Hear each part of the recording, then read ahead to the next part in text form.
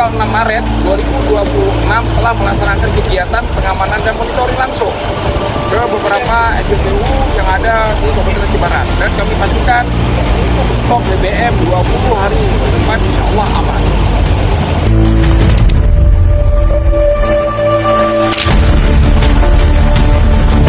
Stok di SPBU kami tersedia cukup, untuk antrian pun nggak ada seberapa juga, karena mereka mungkin udah mengerti isu-isu yang nggak bagus kan, nggak baik.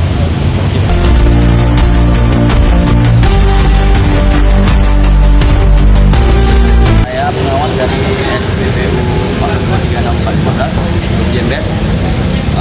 Untuk masyarakat jangan panik soal stok BBM, karena stok BBM kita di sini aman, khususnya Aceh Barat stok BBM aman, usahanya aman.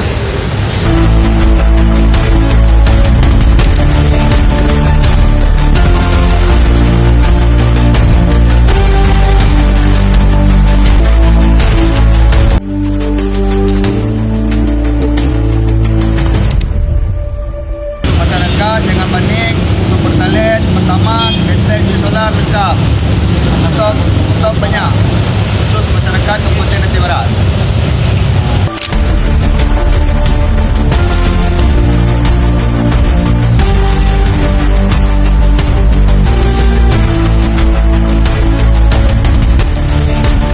Kami dari SPBU Suaraya dengan saya pengawas SPBU dengan nama LD